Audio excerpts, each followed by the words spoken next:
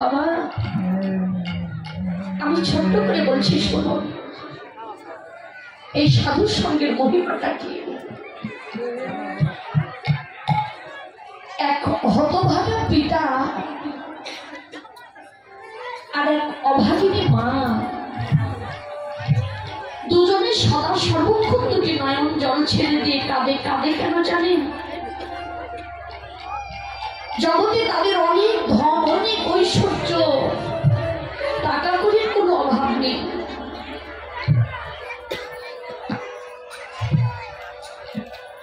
অভাব কিসের জানেন? অভাব হচ্ছে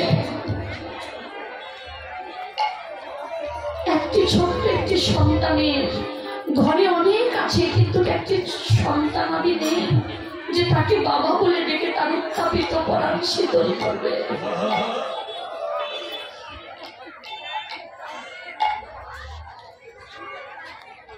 ওই অভাগা পিতা আর মাতা করলেন কি, যমুনার কূলে বসে দেবাদিদেব মহাদেবের শরণাপন্ন হলেন। কেননা দেবাদিদেব দেবতাদেরও দেবতা, সে হলো একটু সরল স্বভাবের। কোন ভক্ত তাকে যদি ভক্তি ভরে ডাকার মতো ডাকে বাবা, ওই ভক্তকে কিন্তু সে বর দিয়ে দেয়, দেয় না মা? তা না বলে এত ওষুধ কখনো কি কারো কাছে বর পেয়েছে? শুধু দেবাদিদেবী তাদেরকে বর দিয়েছে। করলেন কি,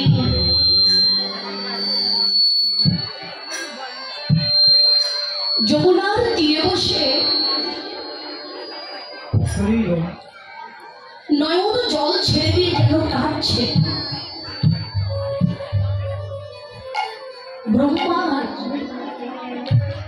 দেবাদিদেবীর ধ্যান করছে। যে না দেবাদিদেবীর ধ্যান করছে, এমন সময় ওর নয়নের জল দর্শন করে সে আর থাকতে পারলেন না। সম্মুখে ছুটে এসে দাঁড়িয়েছে।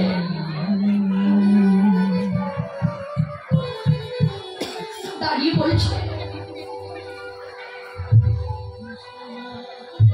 হে ভক্ত,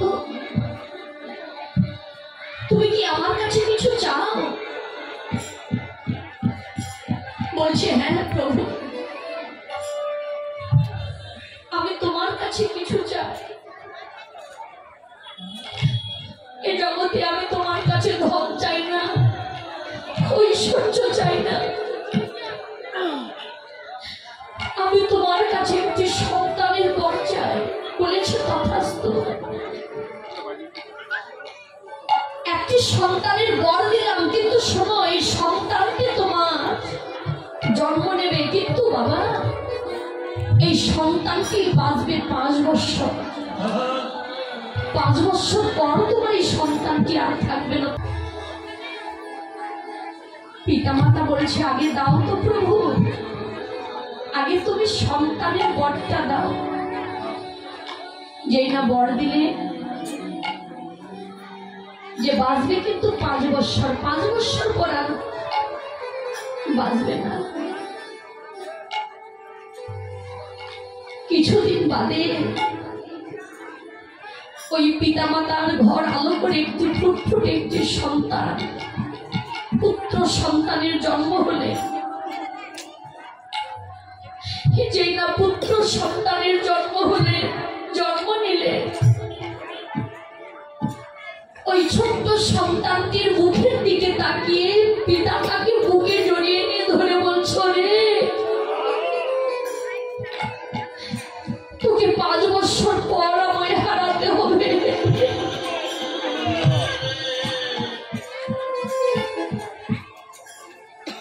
আমি কেন এই পরে কেন আমি মাথা পেতে গেলাম?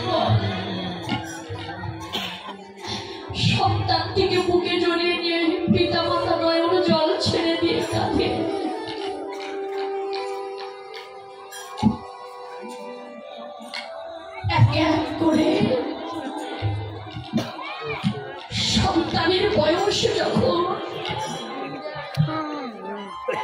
দিন যায়, মাস যায়, বছর কেটে গেছে, পিতা মাতার নাওয়া খাওয়া নিয়ে সর্বক্ষণ শুধু নয়ন জল ছেড়ে দিয়ে তাদের সন্তানকে বুকে নিয়ে।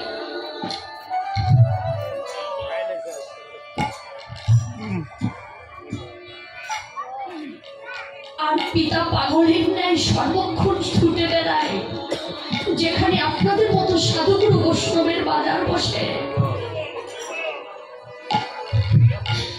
যেখানে আপনাদের মতো কোনো কৃষ্ণ ভক্তের বদন দর্শন করতে পারে। পিতা ভক্তের চরণ ধুলার পরে যেন সর্বক্ষণ যেন গড়াগড়ি।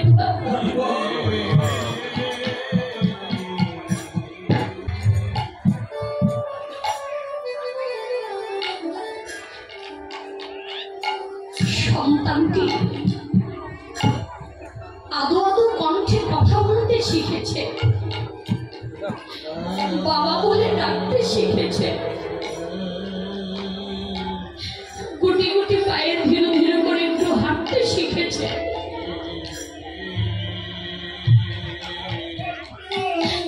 এমন সময় পিতা পাগলের ন্যায় কেঁদে বেড়ায়, শুধু একটি বিধান চাইতে,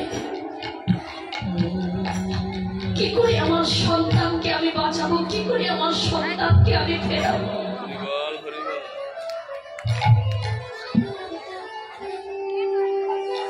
এক ভক্ত বললেন, খোকারে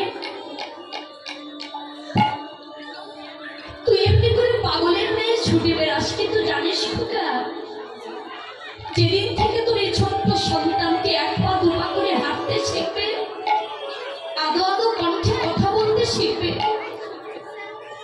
সেই দিন থেকে তোর ওই ছোট্ট সন্তানটিকেও ভক্তের সঙ্গের মাঝে নিয়ে আসিস। জানিস না বাবা এই ভক্ত সঙ্গের মহিমা কি, এই সাধু সঙ্গের মহিমাটা কি।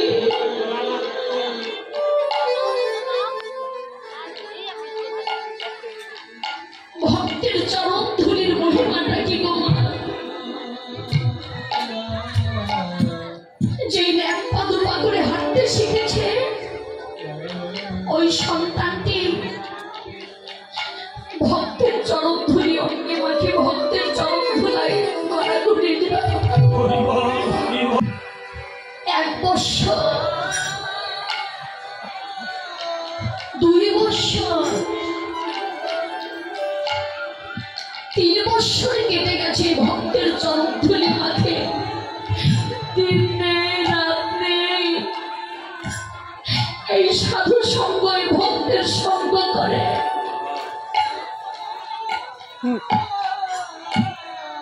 কিন্তু 5 বছর পূর্বে আর রয়েছে 3 দিন বাকি।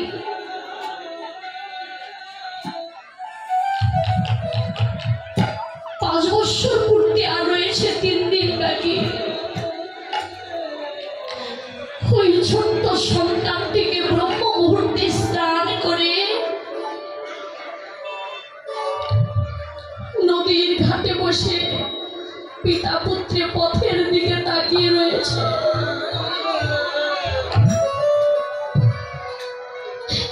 দেখতে পেলেন, আজকে কোনো ভক্তের বদন দর্শন করতে পারলেন না, আর ভক্তের চরণ ধরিও তারা অঙ্গে মাখতে পারলেন না।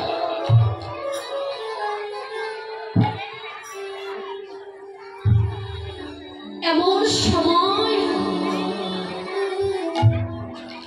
ছোট্ট সন্তানটিকে বুকে জড়িয়ে নিয়ে বলছে, খোকারে আজকে বুঝি কোনো ভক্তের বদন আমরা দর্শন করতে পারবো না রে।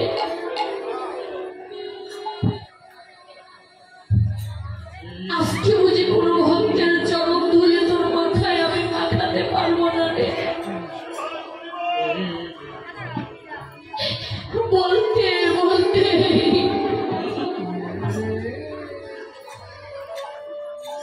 পিছনে ফিরে দেখলেন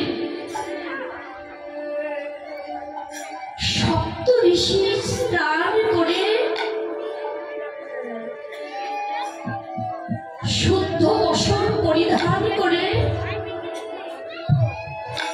তারা বনে যাচ্ছে সাধনার জন্য। এমন সময় ওই সপ্ত ঋষিকে দর্শন করে ছোট্ট সন্তানটি সপ্ত ঋষির চরণ ধুলার পরে যেন লুটিয়ে পড়েছে।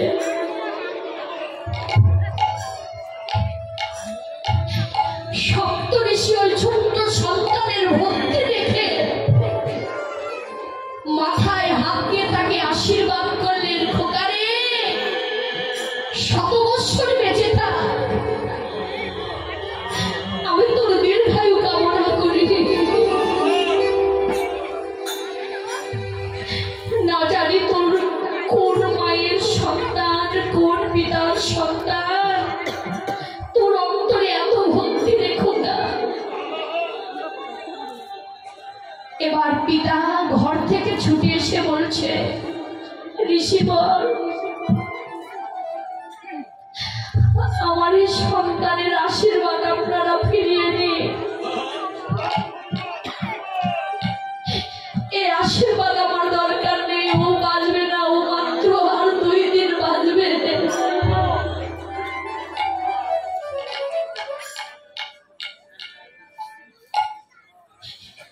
ঋষিবর বলছে, খোকারে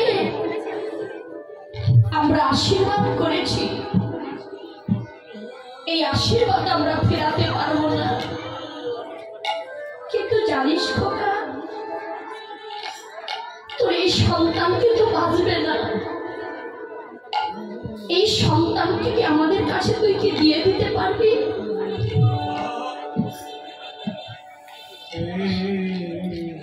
বুকে পাথর চাপা দিয়ে পিতা বললেন, নিয়ে যাও ওকে, ও তো বাঁচবেই না।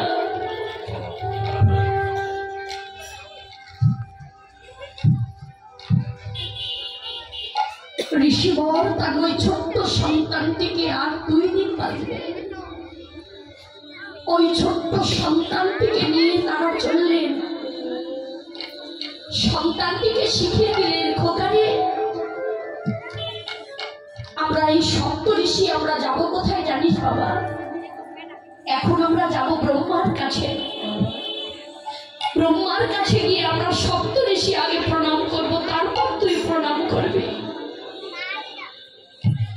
ব্রহ্মার কাছে গেলেন, ব্রহ্মার কাছে গিয়ে সপ্ত ঋষি প্রণাম করলেন। তারপর ওই ছোট্ট সন্তানটি ব্রহ্মার চরণে পড়েছে। ওর ভক্তি দেখে ব্রহ্মাও তাকে আশীর্বাদ করেছে, তুই 100 বৎসর বেঁচে থাক।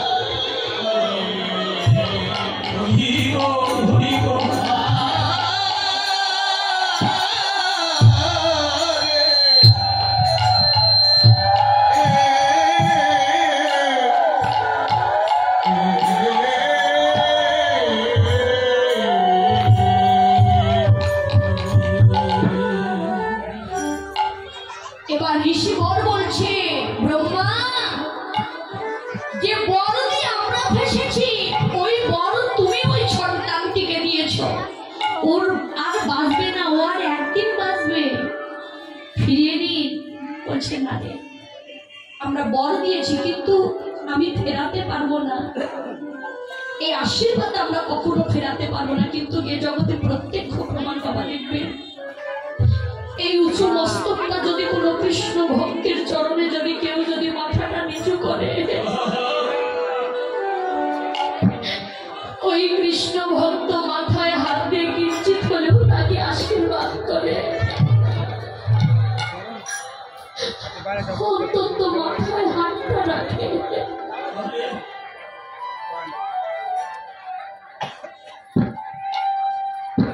করলেন কি? এরপর সেটি আমরা ফিরাতে পারবো না। ছোট্ট সন্তানটিকে নিয়ে বলছে, খোকা আমরা এখন যাব কোথায় জানিস বাবা? তোর এত ভক্তি রে, 5 বৎসরের শিশু তোর এত ভক্তি, তোর অন্তরে এত প্রেম, তোর ভক্তি দেখে আমি মুগ্ধ রে খোকা। আমরা যাব কোথায় জানিস? দেবতাদেরও দেবতা দেবাদিদেব মহাদেবের কাছে। আমি ব্রহ্মা গিয়ে সবার আগে প্রণাম করব, তারপর সপ্ত ঋষি প্রণাম করবে, তারপর তুই প্রণাম করবে। ব্রহ্মা দেবাদিদেব মহাদেবকে করজোড়ে প্রণাম করলেন। সপ্ত ঋষি দেবাদিদেব মহাদেবের চরণে প্রণাম করলেন। এবার ওই 5 বৎসরের শিশুটি মহাদেবের চরণে, যেই না চরণে লুটে পড়েছে, এখনো উঠতে পারেনি। এমন সময় দাঁড়িয়েছে, যমরাজ দাঁড়িয়ে রয়েছে, বলছে মহাদেব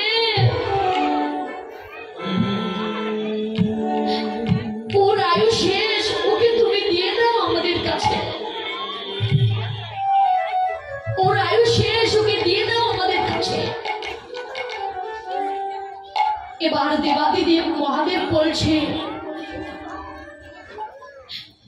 যমরাজ তুমি তো জানো না এই ভক্ত সঙ্গের, এই ভক্তের চরণ ধরির মহিমা।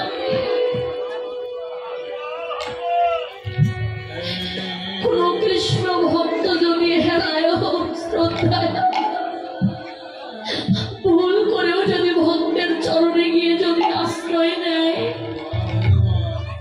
সে অনেক বিপদ হইতে মুক্তি পায়। তাই মানে এই হাত গুটিয়ে বসে না থেকে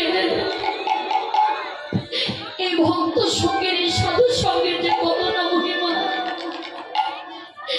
এই কৃষ্ণ ভক্তের চরণ ধুলির যে কত না কৃপা, এই অঞ্চলটা বিষয়ে একবার মান অভিমান ভুলে একবার ভক্তের চরণ ধুলি